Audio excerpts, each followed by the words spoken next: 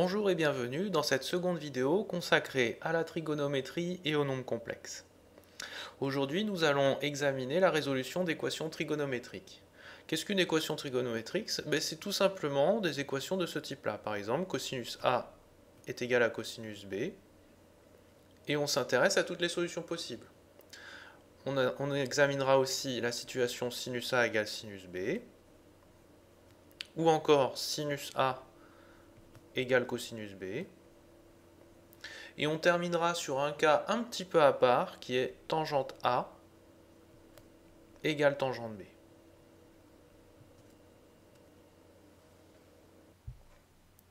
Prenons la première situation. On veut résoudre l'équation cosinus A est égal à cosinus B. Pour bien comprendre ce qui se passe, on va faire un petit cercle trigonométrique. Prenons un angle θ et regardons le cosinus. Donc on est ici. Cherchons tous les angles qui donnent le même cosinus. Il y a une première chose à remarquer, c'est que si je tourne de 2π, le cosinus reste le même.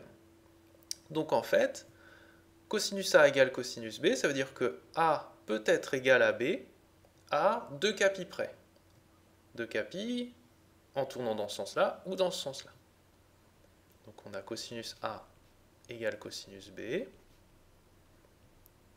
C'est équivalent à il existe un cas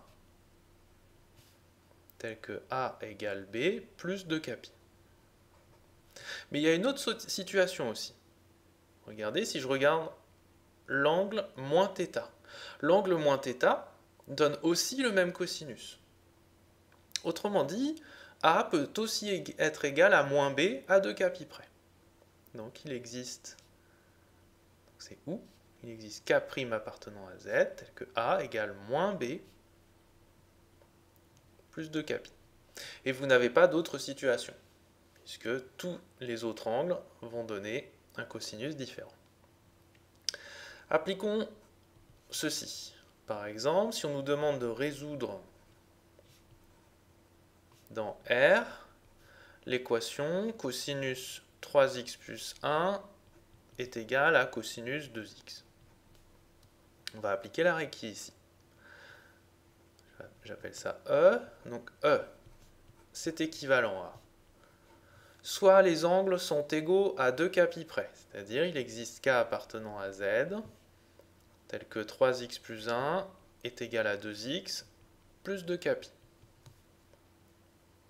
Ou il existe K' appartenant à Z, tel que 3x plus 1 est égal à l'opposé de l'angle, donc moins 2x, plus 2K'Pi. On résout. 3x plus 1 est égal à 2x plus 2K'Pi, donc le 2x je mets de l'autre côté, et le 1 de l'autre côté, donc il existe K appartenant à Z, tel que x est égal à moins 1 plus 2K'Pi, ou il existe K' appartenant à Z, donc là je résous à nouveau, ça va faire 5x est égal à moins 1, donc x est égal à moins 1/5, plus, donc j'ai divisé par 5, 2K'Pi sur 5. Au final, l'ensemble des solutions, ce sont les angles qui ont cette forme-là, moins 1 plus 2K'Pi tel que K est dans Z, ou les angles qui ont cette forme-là, c'est-à-dire moins 1/5 plus 2K'Pi sur 5, tel que K' appartient à Z. Pour une équation avec des sinus, on va faire rigoureusement la même chose. On va se poser la question, quand est-ce que deux sinus sont égaux? On fait un cercle trigonométrique, on prend un angle, et on regarde le sinus de cet angle. Comme tout à l'heure, le sinus d'un angle, c'est aussi le sinus d'un angle tourné de 2K'Pi, dans un sens ou dans un autre. Donc on aura toujours sinus A égale sinus B.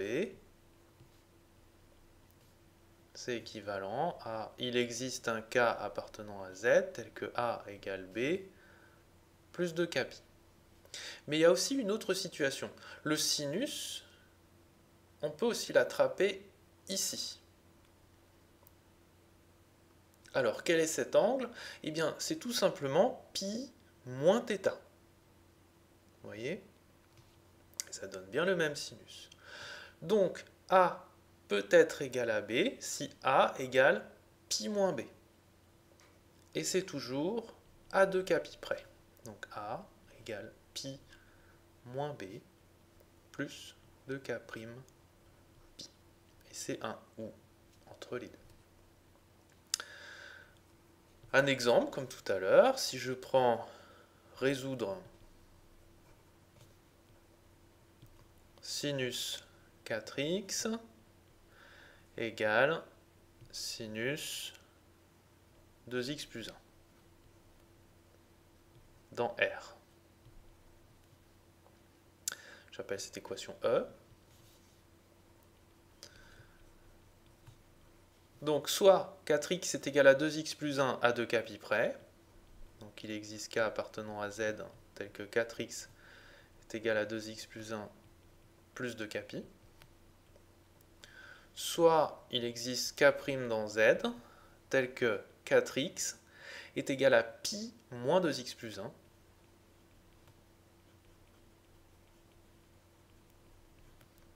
à 2kπ près. On résout ces deux équations. Donc ça donne 2x est égal à 1 plus 2kπ. En divisant par 2, ça fait x est égal à 1 demi plus kπ.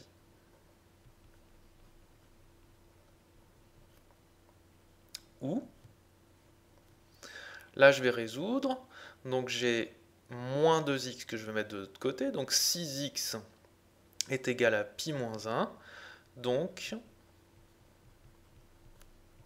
x est égal à pi moins 1 sur 6 plus 2k' pi sur 6, ou k' sur 3. L'ensemble des solutions, c'est donc soit les éléments de la forme 1 demi plus kπ, tel que k est dans z, soit les éléments de la forme pi moins 1 sur 6 plus k' pi sur 3, tel que k' est dans z. Examinons maintenant un troisième cas de figure avec cos A égale moins cos B ou sin A égale moins sin B. Pour cos A égale moins cos B, souvenons-nous d'une petite formule trigonométrique. Si on prend un angle θ et qu'on le tourne de pi, on remarque ceci, que cosinus θ plus pi, c'est en fait égal à moins cosinus θ. Donc là, l'idée va être de transformer moins cos B à l'aide d'une formule trigo en un cosinus sans le signe devant. Regardons, on n'a que moins cos B, c'est en fait égal à cos B plus pi. Autrement dit, notre équation cos A égale moins cos B va être équivalente à cos A est égal à cos B plus pi. Et puis, à partir d'ici, on fait la résolution comme dans le cas précédent des cosinus, c'est-à-dire qu'on va avoir, il existe un antirelatif tel que A égale B plus pi plus 2kπ, ou il existe un autre antirelatif tel que A égale moins B plus pi plus 2kπ. Pour les sinus, on peut faire exactement la même chose en utilisant cette formule trigonométrique. Sinus θ plus pi est égal à moins sinus θ. Mais en fait, il y a une formule un tout petit peu plus simple, donc on ne va pas utiliser celle-ci. On va plutôt utiliser celle-ci qui dit que sinus moins θ, c'est moins sinus θ. Comme ça va induire un petit peu moins de manipulation. Alors partant de là, ici ça va être très simple. Sinus A égale moins sinus B. C'est équivaut à sinus A est égal à sinus moins B. Et là, on se ramène au cas de figure précédent. Donc soit il existe un anti-relatif tel que A égale moins B plus de capi, ou il existe un anti-relatif tel que A égale pi moins B plus de K' pi. K' ici. Après, vous pouvez simplifier à ce niveau-là. Passons maintenant au quatrième cas de figure, résoudre cosinus A égale sinus B. Comme dans le cas précédent, on va utiliser une formule trigonométrique pour se ramener à un des deux premiers cas qu'on a étudiés dans la vidéo. Rappelez-vous, on a, à l'aide d'une formule trigonométrique, un moyen de transformer un cosinus en sinus. Prenez un angle θ, faites-le tourner de pi sur 2. Si vous regardez ici le sinus de θ plus pi sur 2, c'est en fait égal au cosinus de θ. Vous voyez, la longueur qui est ici est la même qui est là. Par conséquent, on a un moyen de transformer un cosinus en sinus. Et c'est ce qu'on va faire ici. On a cosinus A égale sinus B. C'est égal à sinus A plus pi sur 2 égale sinus B. Et enfin, ça, on sait le résoudre. C'est soit il existe un anti-relatif tel que A plus pi sur 2 est égal à B plus 2 capi, soit il existe un anti-relatif K' tel que A plus pi sur 2 est égal à pi moins B plus 2 K' pi. On pourrait aussi s'intéresser à ce type d'équation-là, cosinus A égale moins sinus B. Remarque. Mais grâce à une astuce qu'on a vue tout à l'heure, le moins, on peut le rentrer dans le sinus. Ça fait cosinus A égale sinus moins B. Puis on fait la résolution comme ici, mais en remplaçant B par moins B.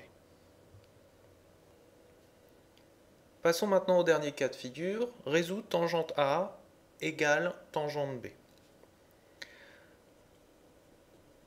Donc voilà comment on procède. On va remplacer les tangentes par sinus sur cosinus. Donc tangente A égale tangente B, c'est équivalent à sinus A sur cosinus A égale sinus B sur cosinus B. Là, on voit qu'on a une division par cosinus, donc il ne faut surtout pas que le cosinus s'annule. Regardons un cercle trigonométrique. Le cosinus s'annule lorsqu'on est ici ou lorsqu'on est là. Donc en fait, il s'annule en pi sur 2 de période pi. Pi sur 2 plus 2 pi, plus 3 pi, etc. Ou bien pi sur 2 moins pi, moins 2 pi, moins 3 pi, etc. Donc en fait, il faut que A soit différent de pi sur 2 plus k pi, k appartenant à z, et pareil pour B. B doit être différent de pi sur 2 plus k pi, c'est pas forcément le même cas, k' appartenant à z. Une fois arrivé ici, on n'aime pas trop les fractions, donc on va passer le cosinus A ici, et le cosinus B ici. Ça nous donne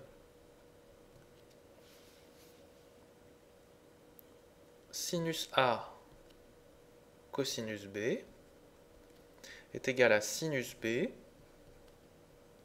cosinus A.